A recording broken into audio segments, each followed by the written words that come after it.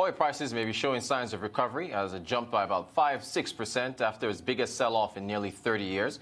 Brent crude futures rose to $36.12 a barrel, paring back earlier gains that had saw prices touch a session high of $37.38 a barrel. U.S. West Texas Intermediate, WTI, crude also gained to $32.78 a barrel. Both benchmarks plunged 25% on Monday, dropping to their lowest prices since February 2016 and recording their biggest one-day percentage decline since the 1991 Gulf War. In other news, a little over 4 million barrels of crude oil valued at 80.74 billion naira were supplied to Nigeria's refineries for a period of 13 months, despite the poor performance of the often dormant facilities at various intervals. Latest industry figures obtained from the Nigerian National Petroleum Corporation, the NNPC, showed that between October 2018 and October 2019, the refineries, that is the Warri Refinery Petroleum Company, Port Harcourt, and Kaduna, for several months, the facilities operated far below expectations. Oil and gas analyst Bala Zakka joins me to react to these issues. You are welcome, sir. Morning to you. Yeah, thank you, and good morning. Good morning. I wanted to get your reaction to the amount of crude that was supplied to those underperforming refineries between October 2018 and 13 months after that, going into 2019. I wanted to get your take on that, on how they've been performing, basically.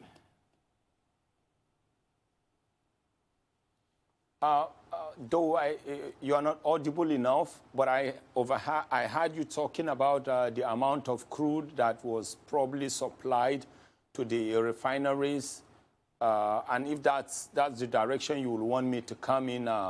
We've seen from the Nigerian refineries that somehow, somewhere, capacity utilization has been very, very low, and in probably the last 2 years, capacity utilization almost got to zero, which is really not good for us at all.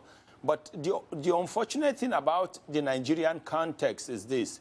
Even when experts and technocrats try to come out and make suggestions and make recommendations, before you know, parties on the other side will always come and negatively punctuate this.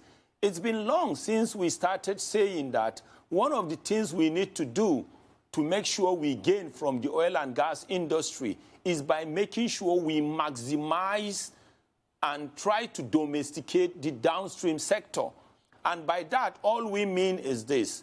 If you have raw materials, you don't really get maximum benefits. But once you process, and in the case of crude oil, once you start producing distillates, that will make you to generate so much revenue, because you are first of all going to create products.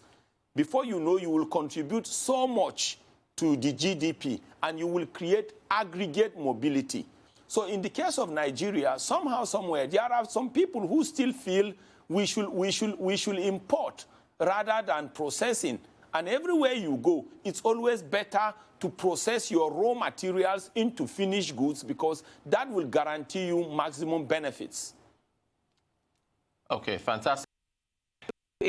Revamping the refineries or selling them? Revamping or selling those refineries? I wanted to get your take on where you stand on that. You see, so whether you sell or you try to establish new one, what we want is to have functional refineries. That is what we want. And if some people want us to sell, at the end of the day, you will still sell it to people who will still come, turn them around within the country called Nigeria, and turn them into productive refineries and functional refineries. And if there are human beings in this world that can turn the same refineries that we want to sell into functional refineries, why can't we do same as Nigerians? And those reasons that made the Nigerian refineries to decay to the point where we will want to sell them now, if we don't check those reasons, even if we construct brand new ones, they will decay in like manners and we will be forced to sell them. But this is my approach, or this is the way I want to confront these issues. Most of the people who try to come up with the suggestions of selling the refineries try to come from the angle of the point that government is not good in managing businesses. But they forget, or they always shy away from telling the world the whole truth.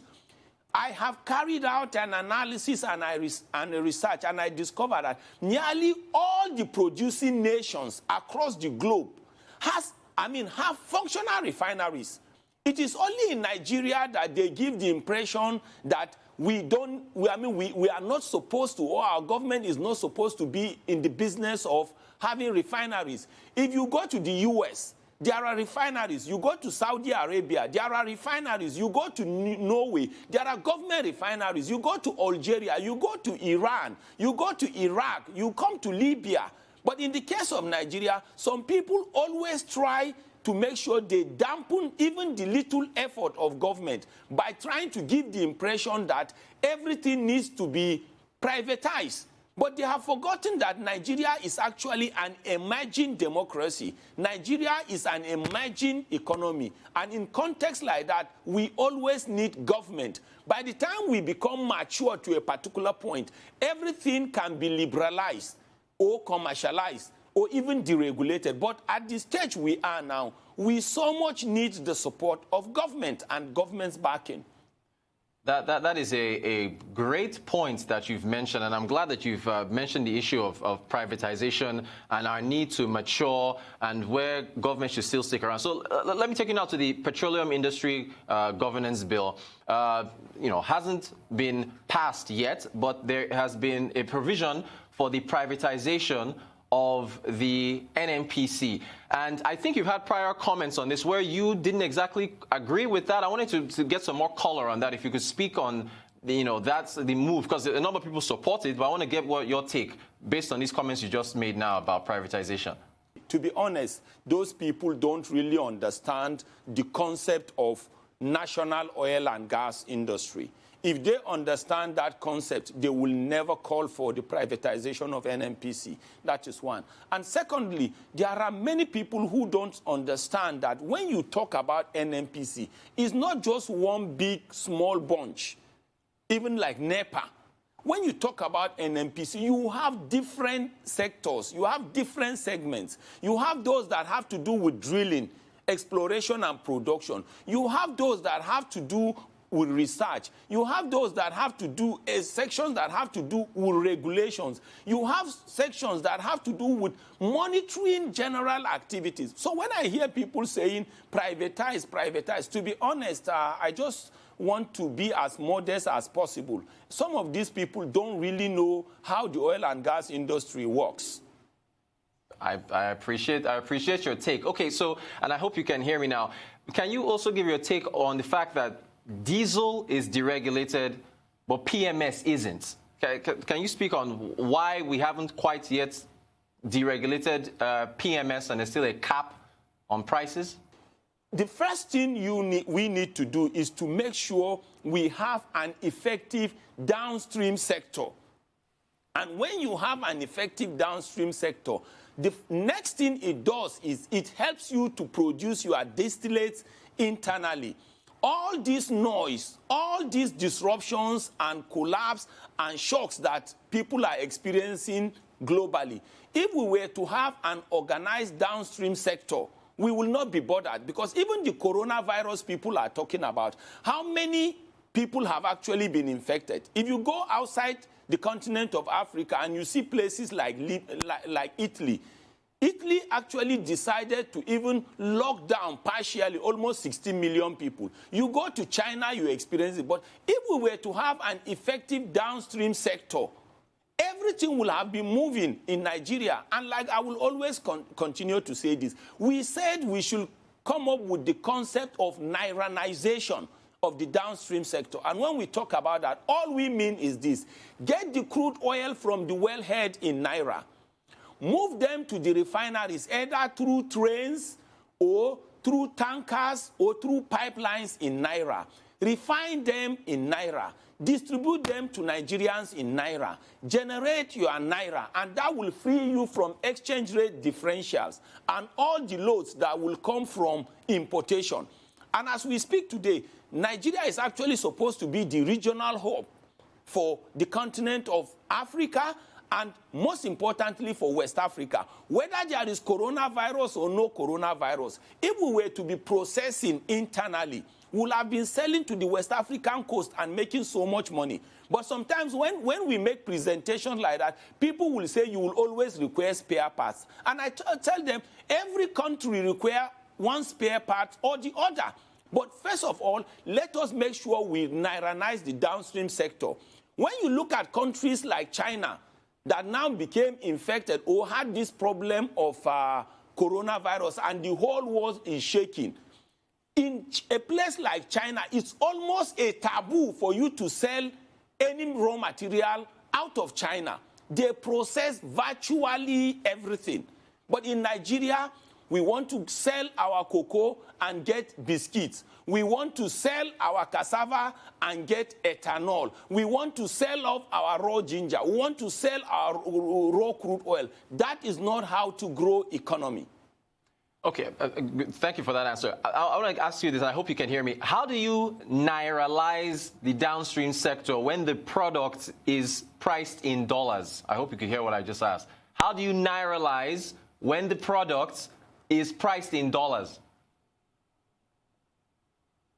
This is how I will explain it. You know, when you produce the crude oil, right, the one you sell to the international market, because it is an international product and everything has to do with global prices, that one you have to sell in dollars because crude oil is an international commodity and the price of crude oil is based on the interplay of what we best describe as externalities. But when you go to countries, we are talking about local consumption. Whenever we talk even about subsidy and how much subsidy is eating into the meager revenues we are generating, we are talking about what we import to use in Nigeria, the petrol, the diesel, and whatever that we use in Nigeria. So my concept of Nairalization is this. It's as simple and as straightforward. The currency we consume in Nigeria is Naira. There is no way you will go to a wellhead in Nigeria because the crude oil is in Naira. Then you say you will buy the crude oil at the wellhead in dollars. You can be able to buy the crude oil in Naira, even if you are giving a figure in dollars. But what we are saying is when you are also moving them through the pipelines, you want to take them to the refineries. You can't say you will move them to the refineries in pipelines or in trains and wagons in dollars. You can try to see how you can relate it or correlate it to dollar values, but at the end, you will move them round to the refineries depending on where they are located within Nigeria in Naira. When you refine them and you need to distribute them and sell them to Nigerians, are you supposed to sell them in dollars? You will still sell them in Nigerian Naira, and you will generate your Naira. But what that does to you is it frees you from all those exchange rate differentials. Because if you need to go and import from the Netherlands, you will need to have an interplay with foreign currency. If you need to go and import from China, if you need to go and import from the US, you will have all this interplay of foreign exchange. But if it is going to be within Naira, everything is going to be in Naira. And at the end, it is the Naira that you require to consume. But like I said, some people will always say you need to import spare parts. And I tell everybody, every country imports. If you need to import spare parts from either Japan or China or the US, of course you can do that. Those countries also import spare parts from other parts of the country. But without Nairanizing, without domesticating, believe me, Nigeria will continue to choke herself. Because we should still accept and understand that we are an emerging economy. And as an emerging economy, we must conserve as much foreign exchange as possible. All these importations where you will need to pay for the vessel, you pay for insurance, you pay for incidentals, all in dollars, will not be necessary if everything is happening within the geographical entity or confines called Nigeria. That's a fantastic in-depth answer, sir. Thank you so much. We only got about a minute and a half left. I just want to get your thoughts on the falling oil prices and how you see the impact on us going forward. Hope you could hear me. The falling oil prices and impact on Nigeria right now.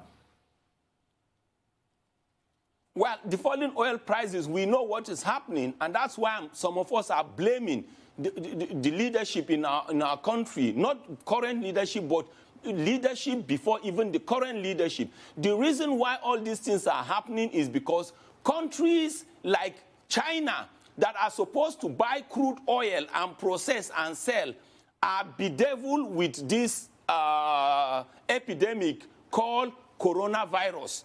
And because that is happening, they decided to shut down many of their processing facilities.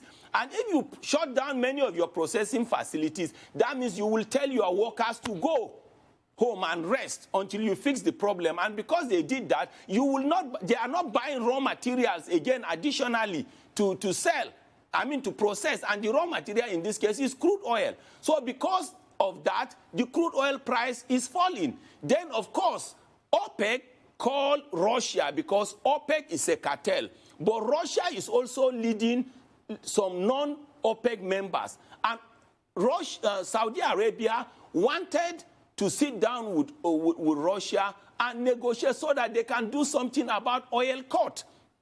And Russia is not accepting. So Saudi Arabia decided now that they will bring down their price so that effective April, prices will come down. But all these things wouldn't have bothered Nigerians if we were to be processing a high percentage of our crude oil internally. Because whether that issue is there or not, if we were to be processing a high percentage of our crude oil internally, we will still be producing what we call finished goods or the distillates, and we wouldn't have been affected in any way. But because of what is happening now, our the price now has gone far, far, far below our benchmark price, for our budget. And I've always advised also that whenever we are working on our budget, there should always be a differential of a minimum of $15 or $20 per barrel between our benchmark price and the global crude oil price. We always need to do that and be cautious because of this kind of unexpected disruptions and unexpected shock. You cannot call this one a cyclical shock. A cyclical shock is something you can predict, but what has just happened is unexpected. It has knocked off all the mathematics and all the calculations of pundits. Nobody knew there was going to be anything called coronavirus, and it has scattered all the calculations. I think next time we just need to be thorough, we need to think inwards, and we need to be calculative. Oil and gas analyst, Mr. Bala Zakka, thank you so much for your time, sir. Really appreciate your thoughts on the oil and gas sector. Thank you very much, sir.